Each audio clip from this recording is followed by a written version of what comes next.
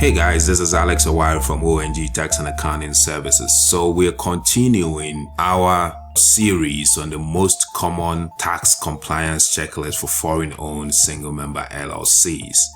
And today the focus is going to be on New York. So we're going to look at single-member LLCs formed within the state of New York and formed by foreign persons. But before we start with the whole tax compliance checklist, let me throw a word of caution out there or put in a disclaimer that the purpose of this video is for education and guidance purposes only, and it's not meant to be a legal or tax advice to anyone.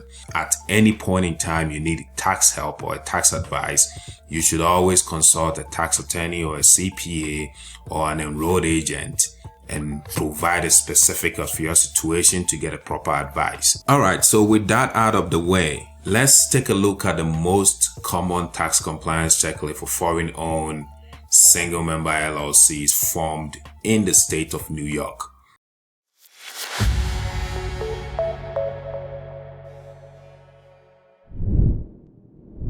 New York is one of the most popular cities in the world. There's no doubt about it. And it comes with a lot of success stories too. A lot of my clients have been able to form LLCs in New York and have been able to flourish. People are doing well with New York LLCs. So it's not just Delaware or New Mexico or Wyoming. As long as you're a foreign person and you're forming an LLC, it really boils down to which state is very cost effective when forming an LLC, right? So for example, Delaware LLC, you'll be paying a franchise tax of about $300 a year. Wyoming is for single member LLCs usually will be like $60 a year. New Mexico, there's no annual report. And so when you're a foreign person and you're forming a US LLC, it's all based on the cost. It really does not matter where you form the LLC. However, most people will stay away from places like California because they think the $800 every year is too much. But anyway, a lot of my clients form LLCs in New York. I would tell you it's one of the best states to form a single member LLC, no doubt. The reason why I say that is because New York is like a melting pot. It has a culture, the diversity, and everything is so rich in that state. They make business even easy for many foreigners. A lot of my clients, when they want to open bank accounts, New York is the best place. I tell them, hey, just travel into New York, enter into any bank. They understand your situation. They know you're a foreign person. Just walk into the bank, take your LLC document, give them your passport, and tell them what business you're doing. And you can be able to open a business account and a bank account and all of that. Because of the diversity and because of the amount of people in there and the fact that it is culturally blended, they understand foreigners. They understand the way of doing business. When you go in there to open a bank account, it's so easy. I'm not saying other states are not easy, but New York makes things so easy. Other states like Florida, they are good. If you're a foreign person, you enter there and you can open a bank account so easy. Alright, so enough of all of that good stuff about New York.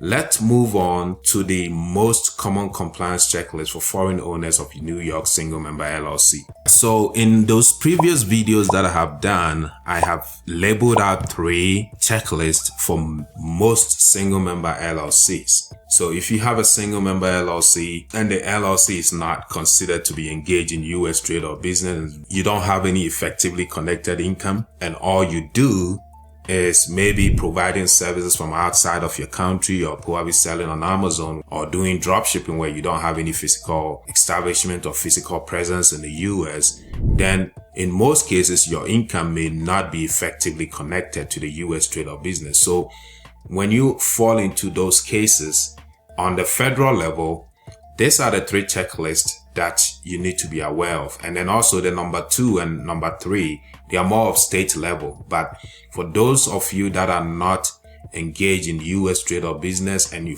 actually look into your situation and realize you don't have any effectively connected income, then these 3 items needs to be reviewed because it's very important. Now, number 1 is every single member LLC that's owned by a foreign person, and where the LLC is formed in the US and it's owned by a foreign person, needs to file a Proforma 1120 and 5472.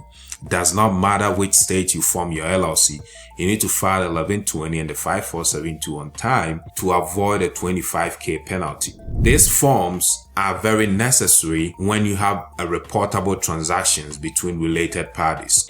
In the previous video, I have described or explained what a reportable transactions is and what related parties are. So you can go watch them.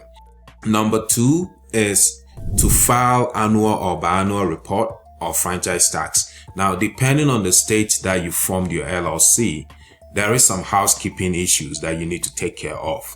So some states will require you to file an annual report, which means that every year you need to pay to file something, to renew your LLC and keep your LLC active and in good shape.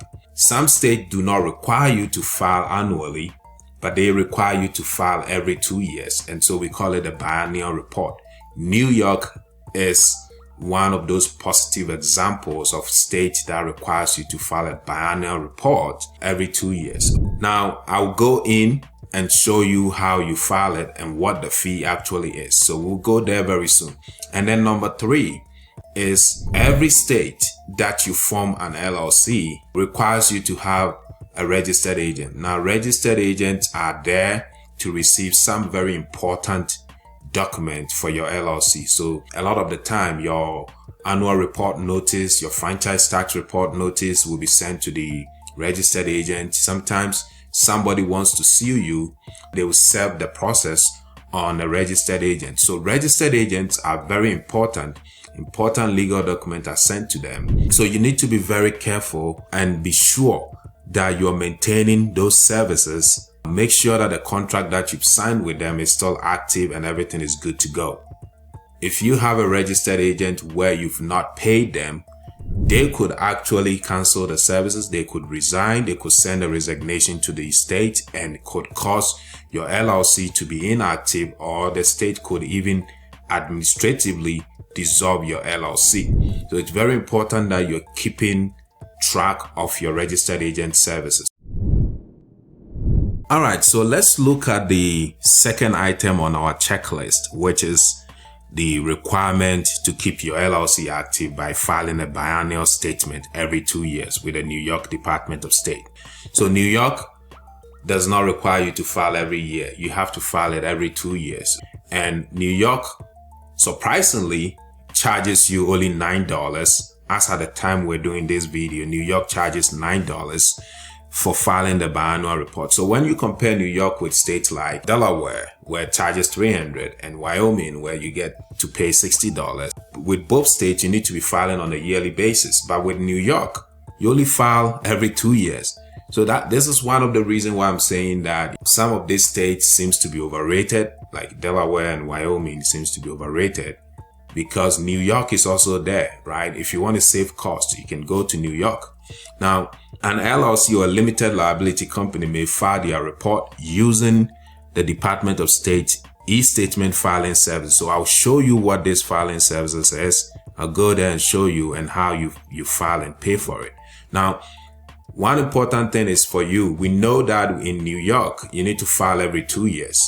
But when actually is that due date? When does a 2 years due date fall? So the filing period or the due date for LLCs is the calendar month in which its original articles of organization or application for authority was filed with the New York Department of State. So an example we can give you is, let's say you registered your LLC on April 15, 2021.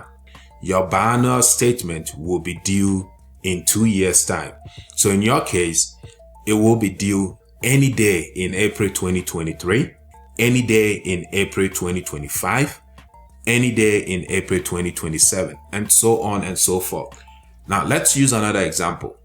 Let's say you formed your LLC or you have an application for certificate of authority where you foreign qualify your LLC in New York. Let's say the date that you did that was December 1st, 2021. If you're using this logic, then your LLC that was formed in December 1, 2021 will be due any day in December 2023, any day in December 2025, any day in December 2027. It's just straightforward. It's as easy as that. Alrighty, so now let's take a look at where you go, where actually you have to go to file the biannual report. So New York really provides a nice landing page, web page, showing you who needs to file this biannual report. And in here, if you go through the overview, it tells you who needs to file and when you have to file. And then it tells you the fee. The fee is $9. You can file online. Gives you all the instruction on how to file, and when you're ready, you just click here to file your LLC. When you file the biannual report, it's very straightforward. But however, as I've always said in my videos, if you always feel like you're struggling, you don't know what to do as far as these forms are concerned, always seek the help of an attorney or a CPA or an enrolled agent that's going to help you. But otherwise, if you read the instructions and you know what you're doing, you read the FAQs, you should be good to go. So I hope this helps you out in figuring out what your compliance items are if you're a foreign person that have formed an LLC in New York.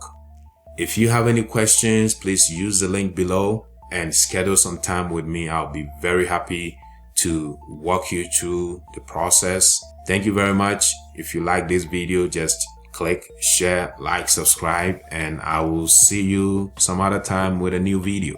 Thanks. Have a good day.